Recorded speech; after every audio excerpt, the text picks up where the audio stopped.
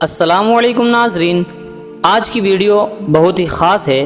جیسا کہ آپ تھمبنیل میں دیکھ چکے ہیں تو آپ کو پتہ ہوگا کہ ہم کس پر بات کرنے والے ہیں۔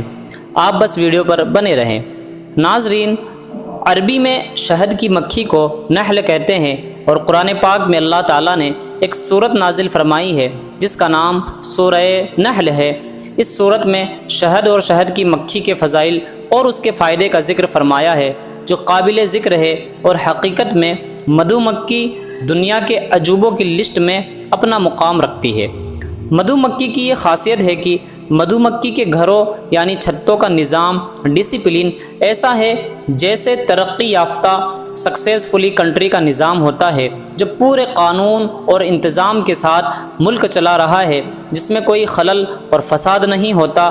جیسے کہ سعودی عربیہ، لاکھوں کی تعداد میں یہ مدھو مکھیاں اس طرح رہتی ہے کہ ان کا ایک بادشاہ ہوتا ہے جو جسم اور قد میں تمام مکھیوں سے بڑا ہوتا ہے۔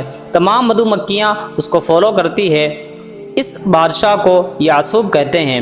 ان کا بادشاہ یعصوب مکھیوں کے لیے تقسیم کا کام کرتا ہے، یعنی کچھ مکھیاں مکان بناتی ہے۔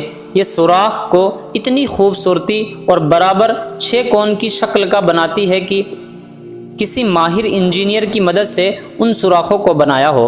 سب کی شکل برابر اور ایک جیسی ہوتی ہے، سب کی لمبائی اور چوڑائی ایک جیسی برابر ہوتی ہے۔ کچھ مکھیاں یعصوب کے حکم سے انڈے بچے پیدا کرنے کا کام کرتی ہے، کچھ شہد تیار کرتی ہے، کچھ موم بناتی ہے، کچھ پانی لاتی ہے، کچھ پہرا دیتی رہتی ہے۔ مجال نہیں کہ کوئی دوسری مکھی ان کے گھر میں داخل ہو سکے۔ یہ مکھیاں پھولوں پھلوں وغیرہ کا رس چوس کر لاتی ہے اور شہد کے خزانے میں جمع کرتی ہے۔ پھولوں کی تلاش میں جنگلوں اور میدانوں میں ہزاروں کلومیٹر الگ الگ دور تک چلی جاتی ہے، مگر یہ اپنے چھتوں کو نہیں بھولتی اور بنا کسی مدد، تکلیف اور تلاش کے سیدھے اپنے چھتوں میں پہنچ جاتی ہے۔ مدھو مکھی الگ الگ رنگوں اور الگ الگ ذائقوں کا شہد تیار کرتی ہے، کبھی لال، کبھی سفید، کبھی پیلا۔ الگ الگ موسم، سردی، گرمی، برسات کے حساب سے شہد کا جو ٹیسٹ ہے وہ بدلتا رہتا ہے۔ جیسا کہ آپ جانتے ہیں، یہ اپنے چھتے کبھی پیڑ پر، کبھی پہاڑوں پر، کبھی گھروں میں، کبھی زمین کے اندر بنایا کرتی ہے، اور ہر جگہ برابر ڈسپلن اور نظام کے ساتھ ان کا کارخانہ چلتا رہتا ہے۔ نافرمان اور باغی مکھیوں کو ان کا بادشاہ یعصوب سزائیں بھی دیتا ہے، یہاں تک کہ کچھ کو قتل بھی کروا دیتا ہے اور سب کو اپنے کنٹرول میں رکھتا ہے۔ کبھی کوئی مکھی گندگی پر نہیں بیٹھ سکتی ہے۔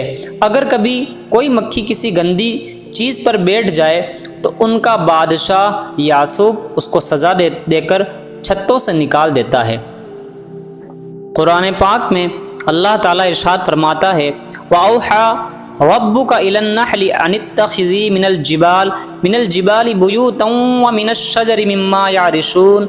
ترجمہ کنز ایمان، اور تمہارے رب نے شہد کی مکھی کو الہام کیا کہ پہاڑوں میں گھر بنا اور درختوں اور چھتوں میں۔ ثُمَّ كُلِي مِن كُلِّ الثَّمَرَاتِ فَاسْلُكِي سُبُلَ رَبِّكِ ذُلُلًا يَخْرُجُ مِن بُطُونِهَا شَرَابٌ مُخْتَلِفٌ أَلْوَانُهُ فِيهِ شِفَاءٌ لِلنَّاسِ إِنَّ فِي ذَلِكَ لَآيَةً لِقَوْمٍ يَتَفَكَّرُونَ۔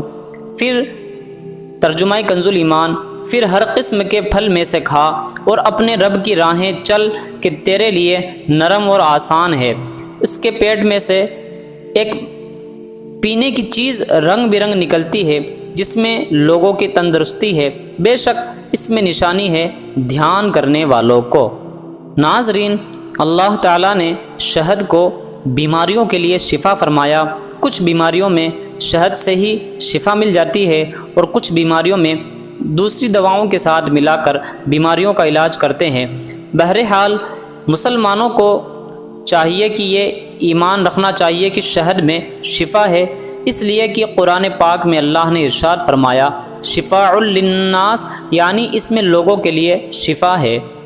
ناظرین، آپ کو اگر ویڈیو اچھی لگی ہو تو ویڈیو کو لائک، شیئر اینڈ چینل کو سبسکرائب ضرور کریں۔ شکریہ۔ السلام علیکم ورحمۃ اللہ وبرکاتہ۔